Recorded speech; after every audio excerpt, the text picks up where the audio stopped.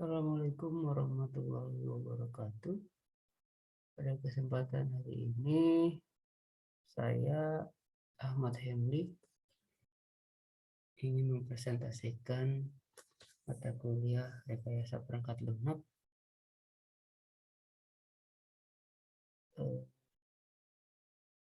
Ini ada soalnya.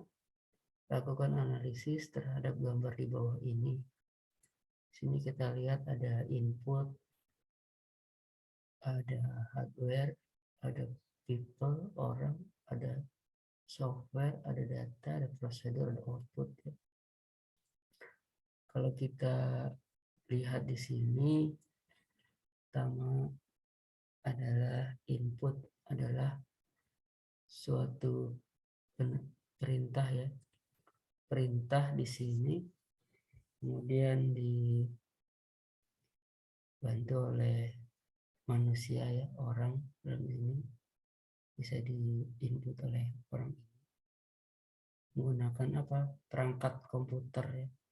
Perangkat komputer hardware ini ada CPU, ada monitor, dan ada printer.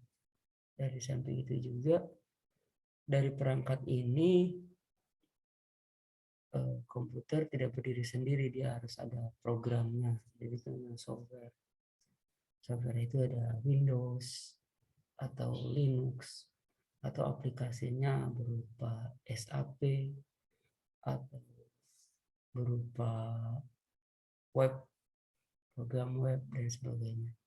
Terus juga ada prosedur, cara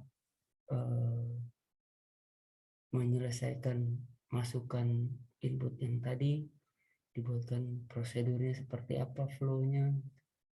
Terus dari input tadi disimpan di dalam media yang namanya, dalam data ini dalam hard disk. Kemudian dalam hard disk ini jadi ada outputnya. Output input nanti disimpan di dalam database ini, di dalam hard disk. Kalau saya jabarkan secara rincinya seperti ini ya.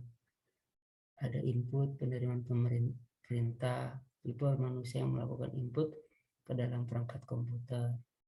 Perangkat hardware, media keras, perangkat keras untuk membantu pengelolaan perintah. Software adalah media aplikasi yang memudahkan pekerjaan perintah input tadi. Prosedur dilakukan secara bertahap sesuai ketetapan rule yang ada. Data, media, penyimpanan input dan output. Selanjutnya output adalah hasil akhir dari perintah input tadi. Ya, itulah tentang gambar 1 ya, tentang keterangan gambar 1, informasi sistem dan komponen part. Selanjutnya adalah ini, sistem boundary versus automation boundary. Pada gambar ini diperlihatkan sistem boundary merupakan sistem part, salah satu part yang manual ya, sistem manual terus diselesaikan oleh manusia ya. Sedangkan automation boundary itu sistemnya itu telah secara otomatis dan dikerjakan oleh komputer. Udah sistematis ya, udah komputer. Jadi secara garis sebenarnya menjalankan sistem secara manual, proses penyelesaian dibantu oleh manusia. Automatic boundary, proses menjalankan sistem dilakukan dengan otomatis, proses penyelesaian dibantu oleh komputer. Lebih cepat dan lebih presisi. Selanjutnya aktivitas diagram simbol. Nah, ini kalau kita lihat dari sini adalah di sini swimlane-nya manager, di sini start ya. Starting activities dimulai di sini terus review financial, di review terus masuk lagi ke prepare report, terus end. Di sini selesai, prosedurnya selesai. Nah, kalau ini ada inputan terus di split bar. Jadi dikerjakan secara paralel ya, secara bersama-sama. Kemudian setelah proses dikerjakan, masuk lagi ke dalam split bar join, digabungkan lagi. Setelah hasilnya ini jadi satu lagi, kembalinya satu lagi. Selanjutnya yang gambar selanjutnya ini ada di decision activity, di mana ada inputan masuk. Di sini ada decision, ada pertanyaan yes atau no. Jika yes akan menjalankan program ke kanan, jika no jalankan ke bawah. Saja sih bolak-balik si yes di sini atau no di sini sama saja.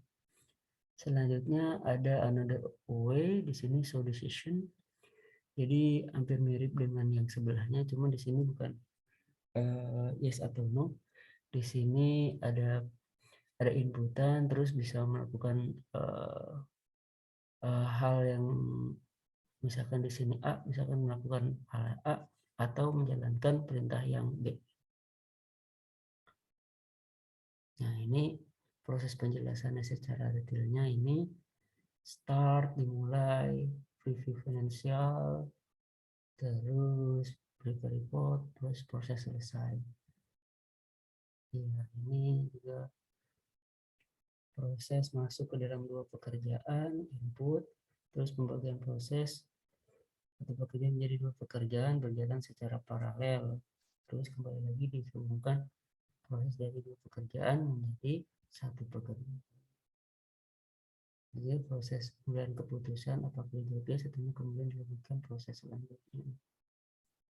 Nomor ini ada dua jalan lain untuk melakukan proses selanjutnya.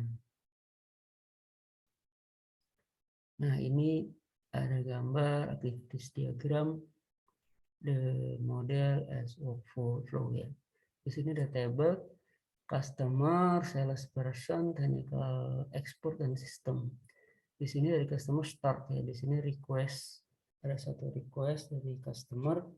Kemudian masuk ke kolom dari salesperson. Di sini develop note requirement, dicoba di catatannya disesuaikan dengan requirement. Masuk ke decision, apakah yes atau no. Jika yes, maka masuk ke check requirement, apakah sesuai dengan requirement, masuk ke technical expert, terus di enter system, masuk ke dalam sistem, dimasukkan ke dalam sistem, terus sistem dalam kolom sistem masuk di calculate. Kita di calculate, review, masuk ke kolom review. Selanjutnya setelah di review, masuk lagi ke decision, apakah requirement-nya ada perubahan. Jika ada, maka kembali ke atas, masuk lagi ke development not requirement. Apabila tidak ada perubahan, maka lanjut ke sini, terus disetujui, accept as order, terus selesai.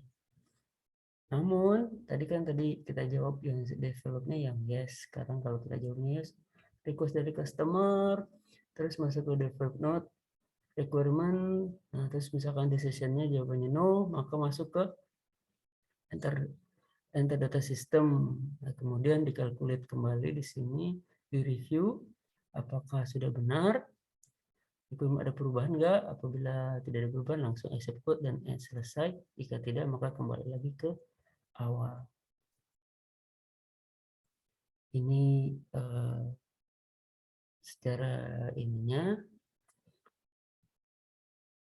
detail penjelasannya di dalam form customer, start, request pemindahan sesuatu, meminta catatan sesuai pertanyaan, kalkulasi seperti tadi dijelaskan. Baik, demikianlah penjelasan dari UAS rekayasa perangkat lunak pada ini. Mudah-mudahan bermanfaat. Saya akhiri. Assalamualaikum warahmatullahi wabarakatuh.